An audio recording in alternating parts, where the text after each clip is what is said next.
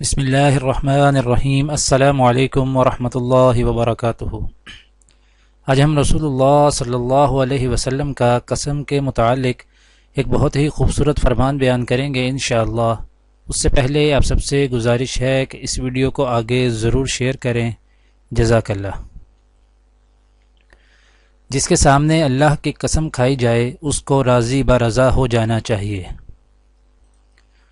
عبداللہ بن عمر رضی اللہ تعالیٰ عنہ کہتے ہیں کہ نبی اکرم صلی اللہ علیہ وآلہ وسلم نے ایک آدمی کو باپ کی قسم کھاتے ہوئے سنا تو فرمایا، اپنے باپ دادا کی قسمیں نہ کھاؤ، جو شخص اللہ کی قسم کھائے تو چاہیے کہ وہ سچ کہے، اور جس سے اللہ کی قسم کھا کر کوئی بات کہی جائے تو اس کو راضی ہونا چاہیے، اور جو شخص اللہ تعالیٰ کے نام پر راضی نہ ہو وہ اللہ سے کچھ تعلق نہیں رکھتا۔ وضاحت: مطلب یہ ہے کہ جب مسلمان نے اللہ کی قسم کھائی تو اب اس کے بیان کو مان لینا اور اس پر رضامند ہو جانا چاہیے۔ اب اس سے یوں نہ کہنا چاہیے کہ تمہاری قسم جھوٹی ہے، یا اللہ کے سوا اب کسی اور شخص کی اس کو قسم نہ کھلانی چاہیے، جیسے جاہلوں کا ہمارے زمانہ میں حال ہے کہ اللہ کی قسم کھانے پر ان کی تسلی نہیں ہوتی اور اس کے بعد پیر و مرشد یا نبی و رسول یا کعبہ یا ماں باپ کی قسم کھلاتے ہیں۔ یہ نری حماقت اور سراسر جہالت ہے۔ اللہ تعالیٰ سے بڑھ کر کسی کا درجہ نہیں، بلکہ اللہ تعالیٰ کے برابر بھی کوئی نہیں ہے۔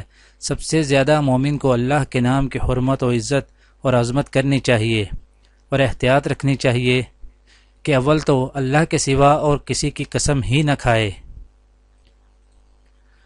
اور اگر عادت کے طور پر اور کسی کے نام کی قسم نکل جائے اور جھوٹ اور غلط ہو جائے تو فوراً لا الہ الا اللہ کہے، یعنی میں اللہ رب العالمین کے سوا کسی اور کو اس معاملے میں عظمت و احترام کے لائق نہیں جانتا۔ غیر کے الفاظ تو یوں ہی سہون یا عادتاً میری زبان سے نکل گئے، مگر ایک بات یاد رہے کہ اللہ کے نام کی کبھی جھوٹی قسم نہ کھائے۔ اگر پیر، رسول، نبی، مرشد، ولی، غوث اور کتب وغیرہ کے ناموں پر لاکھوں قسمیں جھوٹ ہو جائیں تو اتنا ڈر نہیں ہے جتنا اللہ تعالیٰ کے نام کی ایک قسم جھوٹ ہونے سے ہے۔ یہ حکم مسلمانوں کے لیے ہے کہ جب وہ اللہ کی قسم کھا لیں تو اب زیادہ تکلیف ان کو نہ دی جائے کہ وہ کسی اور کے نام کی بھی قسم کھائیں۔